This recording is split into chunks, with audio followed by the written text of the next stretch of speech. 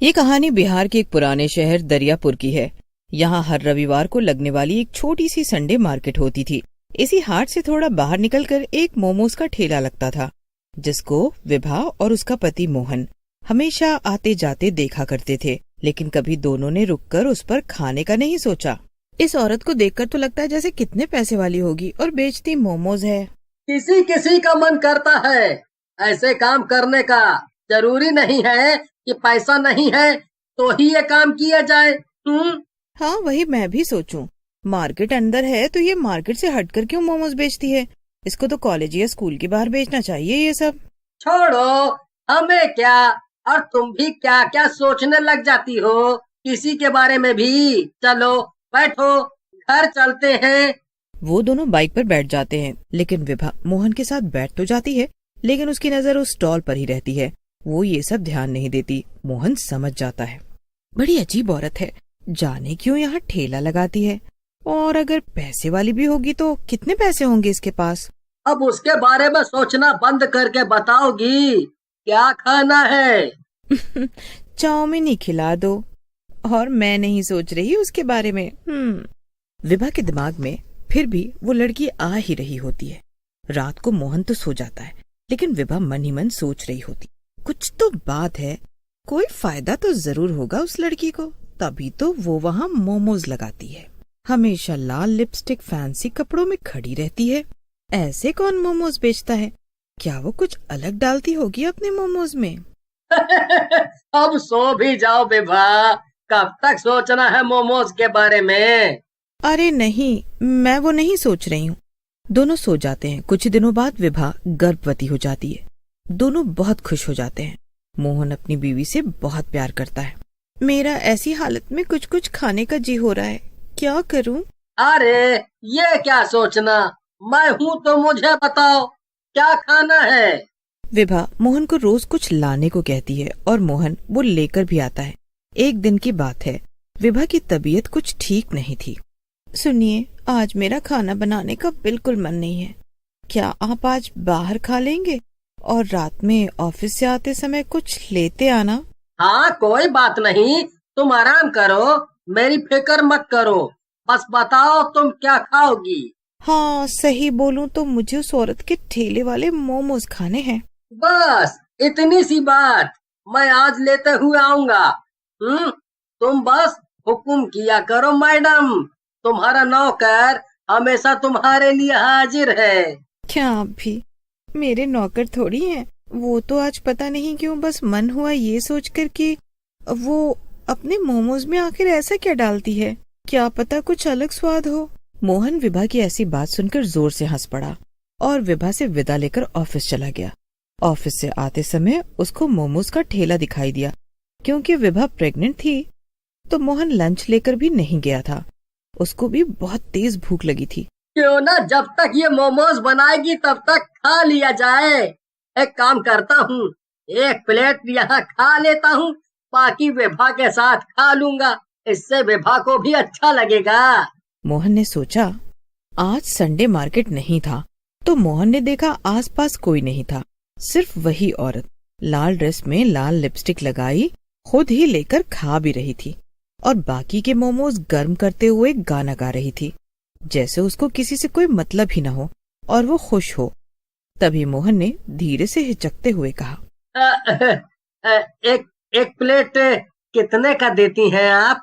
मोहन को अपने पास खड़ा देखकर वो घबरा गई और जल्दी से प्लेट नीचे रखकर बोली, 1 प्लेट 60 की आती है और उसमें 12 मोमोज होते हैं। ठेला देखकर तो लगा था मानो कितना ही महंगा देती होगी, लेकिन ये तो बहुत सस्ता है। ठीक है, तो 2 प्लेट आप पैक कर दीजिए घर ले जाने को, और हाफ प्लेट आप हमको अभी खाने के लिए दे दीजिए। मैं 2 प्लेट तो पैक कर देती हूँ, साथ में 1 प्लेट ही आपको खाने को दे देती हूँ। आज आप मेरे पहले ग्राहक हो तो हाफ प्लेट मेरी तरफ से मुफ्त। मोहन लड़की की बात सुनकर खुश हो जाता है। लड़की फिर से गाना गाने लग जाती है। हवा तेज हो जाती है। मोहन अपना फोन निकालता है, लेकिन उसमें बिल्कुल नेटवर्क नहीं होता। लेकिन लड़की, गुमनाम है कोई, बदनाम है कोई, मोहन उसका गाना सुनकर उससे पूछता है, आपको पता है क्या, यहाँ 1-2 महीने पहले एक लड़की ने 2 आदमी को मार दिया था। मोहन को लड़की की ये बात बहुत अजीब लगती है, लेकिन वो सोचता है, जल्दी से मोमोज खाकर घर चलता हूँ विभा के पास। ये रहे सर आपके गर्मा गर्म मोमोज, वो भी फुल प्लेट। आप ये खाओ, तब तक मैं घर के लिए मोमोज पैक कर देती हूँ। लेकिन बस एक शर्त है सर, मोमोज आपको सारे खाने पड़ेंगे। मोहन मोमोज लेकर खाना शुरू कर देता है। जैसे जैसे वो मोमोज खाता है वैसे ही वैसे उस लड़की का चेहरा डरावना होता जाता है। मोहन बहुत डरने लगता है क्योंकि आसपास कोई भी नहीं होता। क्या हुआ सर, खाओ ना, सारे खाने हैं आपको। अब उस लड़की की आवाज भी भारी होती चली गई थी। तभी मोहन की नजर उसके पैरों पर पड़ती है। वो उल्टे होते हैं, लेकिन मोहन ऐसा दिखाता है जैसे उसको कोई फर्क नहीं पड़ रहा। लेकिन तभी मोहन की नजर मोमोज पर पड़ती है। उसके मोमोज में बहुत सारे कीड़े चल रहे होते हैं। तभी वो लड़की की तरफ देखता है। वो अब तक चुड़ैल बन चुकी थी। बोला था ना सारा खाना है, ऐसे छोड़ क्यों दिया? मोहन उसकी बात का कोई जवाब नहीं देता। मोहन उसकी कोई बात नहीं सुनता और अपनी बाइक स्टार्ट करता है और वहां से निकल जाता है। लेकिन बाइक वहीं वापस आ जाती है जहां वो चुड़ैल खड़ी मुस्कुरा रही होती है। तू अपने पैक किए हुए मोमोज को तो लेकर ही नहीं गया, ये भी तो ले जा। चुड़ैल उसकी तरफ बढ़ने लगती है। मोहन फिर से बाइक स्टार्ट करता है, फिर वहीं आ जाता है। क्या हुआ, और मोमोज खाने हैं? मोहन डर के मारे रोने लगता है। वो जहाँ से भी जाता उसके सामने वही चुड़ैल आ जाती। वो बहुत थक जाता है। कब तक चलाएगा, अब कुछ नहीं हो सकता। फिर एक अलग सी ही आवाज में चुड़ैल बोलती है, आपने अपने मोमोज तो खाए ही नहीं सर। मोहन बहुत चिल्लाता है, बेचारा, ये सब तेरे ही मोमोज हैं, खा ले इन्हें, खा ले। लेकिन मोहन एक बार फिर हिम्मत करके अपनी बाइक शुरू करता है। वो बाइक चलाते हुए आंखें बंद कर लेता है। तभी उसको सामने से 2 पुलिस वाले दिखाई देते हैं। वो उसको बुलाते हैं। अरे ओ जी, ऐसा कौन बाइक चलाता है? लगता है इसने पी रखी है सर। क्या हुआ है तुझे? हैं? पी रखी है क्या?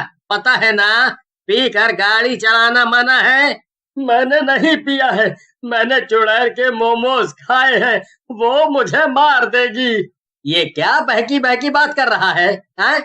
मैं सच कह रहा हूँ, मैं आपको उसका ठेला भी दिखा सकता हूँ। मोहन पुलिस वालों को उस जगह पर लेकर जाता है जहाँ वहाँ मोमोज वाली होती है।